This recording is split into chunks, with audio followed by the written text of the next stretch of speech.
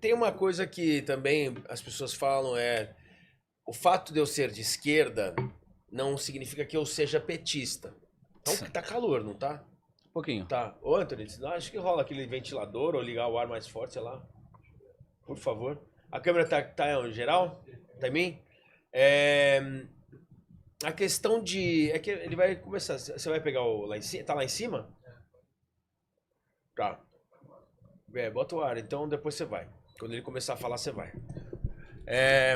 Esquerda não necessariamente significa que o sujeito é petista. Então, essa carinha aí. Até que ponto isso você consegue me explicar o que é isso mesmo na tua visão? Porque tem muita gente que fala, não, eu sou de esquerda, mas eu odeio o Lula. Eu já ouvi isso algumas vezes. Ciro Gomes, né? Então, mas aí é esquerda de fato? O Ciro Gomes é bem de esquerda. A questão principal é que... Esquerda tipo o Alckmin agora? O Alckmin é só malandro mesmo, né? Todo respeito ao vice-presidente da República, é só malandragem mesmo eleitoral de querer ficar cada vez mais perto da presidência da República, que sempre foi o sonho dele, né? Agora ainda vice-presidente e ministro da Indústria e Comércio, se eu não me engano. Só malandragem política mesmo, né? Essas coisas acontecem, essas mudanças de lado repentinas, as pessoas mudam de ideias, né? Chamando o Lula de bandido por 20 anos, agora ele não é mais. E do outro lado tem também, ficou sendo ministro do Lula por tantos anos, agora você virou bolsonarista. Eu desconfio dessas mudanças de opinião, mas eu sei que realmente às vezes elas ocorram. Mas geralmente quando vem com o ministério eu fico... Tá bom. Beleza. Agora, existe esquerdista que não é petista? Existe, cara. Até porque tem uma crítica do Lula que ele faz esse tipo de conciliação. Né? Então você vê que esse grande esquemão que eu falei pra você, que é a democracia brasileira, o Lula participa, né? Então o Lula se encontra com esses partidos do Centrão, com partidos de direita, se for o caso. O sonho dele é que o PL seja mais 100 deputados da base do Lula. Ele não vai recusar, né? Ele não vai deixar de fazer essa recusa. Faz esse jogo Supremo Tribunal Federal, faz esse jogo com empresários, né? Faz esses jogos com os bancos, né? E tem a extrema esquerda brasileira que não quer saber de nada disso. Então, por exemplo, o PCO, ele não quer uma conciliação com o PSD do Kassab. Ele quer uma revolução armada. Então ele olha pro Lula e fala, cara, o Lula é de direita, o Lula é neoliberal, esses papos que você olha e fala, cara, não, o Lula, ele tá ali com o Nicolás Maduro, cara.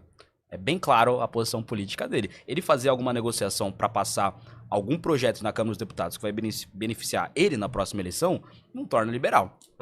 É o que torna ele a posição política dele, são as posições políticas dele. Só que de qualquer maneira, esses partidos PSTU, PCO, o PSOL no começo, hoje eles, né, já descambaram completamente pro petismo mesmo, né? Mas eles querem fazer uma revolução armada comunista, são partidos comunistas. E o comunismo na internet tá vindo forte, né? Cara, eu vejo uma forçação de barra nisso aí, né? Todas as pesquisas que saem veem que a direita é muito grande. A questão é que a direita falava sozinha nas redes. Hoje, a direita fala 95% nas redes sociais. Ou seja, e note que são sempre 3 ou 4 desses caras, né? É sempre o Jones, o Ian Neves, o Chavoso. O Anthony está gravando as câmeras, né? Ou seja, sabe, são coisas que você olha, cara, beleza, tem 4 influenciadores de esquerda no debate público. É muito mais do que eles tinham anteriormente. Agora, ao ponto de, a esquerda tá chegando, hein? Não é assim que funciona ainda. Os políticos de esquerda ainda são eleitos muito numa base da politicagem, às vezes da compra de votos, do voto de base, né? O maior partido de esquerda ainda é o PT, né? Então, quando você pega o quadro do PT, ninguém ali tem sequer redes sociais. Eles são eleitos na base do petismo mesmo, né? Então... Trazendo isso aqui para o Brasil, existe há algum tempo já fala-se muito sobre exatamente Brasil, uma ditadura. A gente está vivendo uma ditadura, a gente está vivendo muita censura e etc. O que você enxerga do Brasil, de fato, tá? Como você elenca a censura? Vamos começar por aí. Aonde você enxerga que está havendo uma censura de fato? Olha, se o Brasil é uma democracia ou não, é uma discussão que eu vejo... Acho que é quase infrutífera pra mim. A questão é, independente de ser uma democracia, eu acho que o Brasil tende a mais ser uma democracia do que ser uma ditadura. É uma democracia porque tem voto pra você eleger, né? Tá, mas aí que tá. Tem vários livros da ciência política que tratam da qualidade de uma democracia. Né? Se eu falar que, por exemplo, o Brasil é democracia, eu não tô dizendo que o Brasil é democracia tal qual a Noruega é. Né? Certo, tem uma entendi. diferenciação. Compara os níveis de democracia. Exatamente. Há níveis de democracias e até níveis de ditadura, se a gente for ver. Né? Então a democracia brasileira, se for uma democracia, por isso que eu trato como infrutífera essa discussão, não dá para continuar do jeito que tá. Né? É uma democracia que tem eleição livre? Tem eleição livre. Eu, inclusive, sou representante da população do estado de São Paulo. Agora, tem compra de votos no Brasil? Todo mundo sabe que tem. Tem voto de cabresto ainda? Todo mundo sabe que tem. Tem político que não tem base eleitoral nenhuma e a base eleitoral dele é apenas na base da compra de voto? Tem. Dá pra gente continuar tendo uma democracia assim, onde o representante da população não representa a população? Não tem como. Dá pra ter uma democracia com essa política partidária que nós temos no Brasil, onde o incentivo de você estar no partido político todo o incentivo possível, menos o que aquele partido defende programaticamente. Né? A gente vê aquela gama de partidos do Centrão e você pergunta, por que você está nesse partido e não no outro, para um político do Centrão? Ele não vai dar uma explicação ideológica, né? Quando a gente pega a lógica de um partido, ele tem que ser uma parte na sociedade, né? E tem várias partes na sociedade. Tem gente que é socialista, tem gente que é liberal, tem gente que é conservadora. O que são aqueles 700 partidos do Centrão? Eles são o quê? Né? Então, né, são coisas que a política partidária do Brasil, e partido é muito importante na democracia, todo cientista político deve falar isso, a política partidária é bizarra. A política eleitoral, não vou saber chutar um percentual, mas imagino que a maioria dos políticos brasileiros são eleitos na base da compra de votos. No sul-sudeste, no norte e nordeste, não tem essa diferenciação. Então, que democracia brasileira é essa, né? Uma democracia apenas carta horária, né? Como título. Como título, né? E aí também tem a eleição presidencial definida geralmente na opinião política do outro e não o que você defende. Então eu lembro quando eu fazia a campanha que eu dizia a minha posição é a posição mais difícil, que é a posição que critica o Lula e que critica o Bolsonaro. Porque eu tenho essas duas críticas, aí o cara que não gosta do Lula não vai votar em mim porque ele sabe que eu também não gosto do Bolsonaro, e o cara que não gosta do Bolsonaro não vai votar em mim porque eu gosto do Lula. Aí eu vou ter que vir aqui e defender propostas e te convencer com a minha proposta. Eu disputava com candidatos bolsonaristas que eles só iam falar, cara, se o Lula ganhar vai ser pior, né? A galera, realmente, se o Lula ganhar vai ser pior. E aí votava no cara bolsonarista. E a mesma coisa do lado do petista, que eu também disputava com ele. Menos, né? Mas também disputava com ele. Ele podia dizer, cara, o Bolsonaro é um genocida e, sei lá, ele vai matar todos os negros e os gays. Então, vamos votar no Lula, né? E a pessoa vai lá e votava naquele candidato petista. Eu não. Eu tinha que vir com proposta, eu tinha que colocar os apontamentos. Ou seja, que democracia é essa, né? Então, quando a gente discute, mas censura, Alexandre de Moraes, que é o clássico, né? Pode ter todos esses problemas. A gente pode discutir caso a caso desse problema. Tem casos que eu vejo que não é censura, tem casos que eu vejo que é censura sim. O caso mais famoso de censura é o caso da revista Cruzoé, onde tentaram fazer uma matéria contra o ministro do STF, foi o Toffoli, né?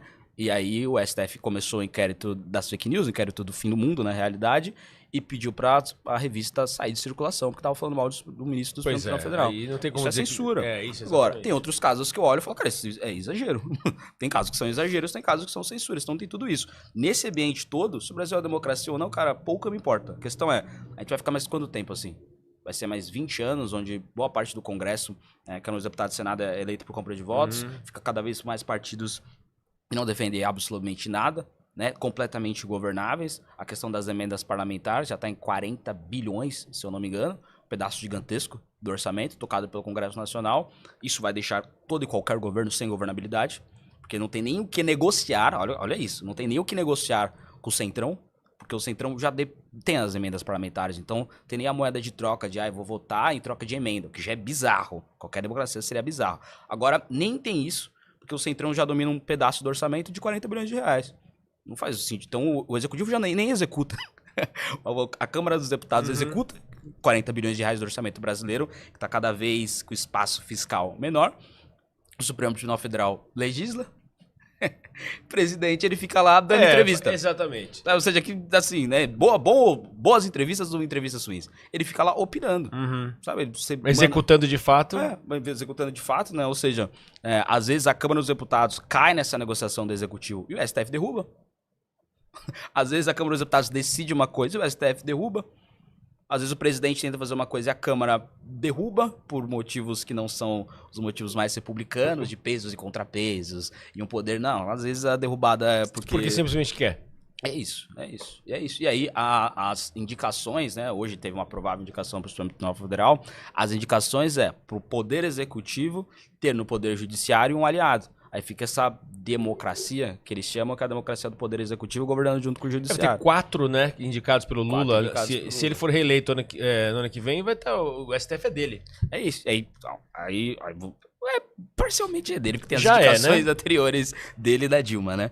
A maioria do Supremo Tribunal Federal já é uma maioria que geralmente acena pro petismo mais ideológico. Né? Agora, já também deu várias tungadas aí no presidente, no Lula, né? Então a gente vê a indicação, sobretudo, do Flávio Dino para o Supremo Tribunal Federal é de um político ali no Supremo, né? E a missão principal dele era frear esse avanço das emendas parlamentares para o governo Lula, o Poder Executivo, conseguir governar. Ou seja, eu faço uma indicação para o Supremo Tribunal Federal para ele brecar uma coisa do Poder Legislativo para o Poder Executivo ter mais governabilidade.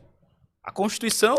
Sim, Dani, Constituição, ninguém mais olha né? pra ela, né? Então você olha, cara, olha isso, olha esse cenário, né?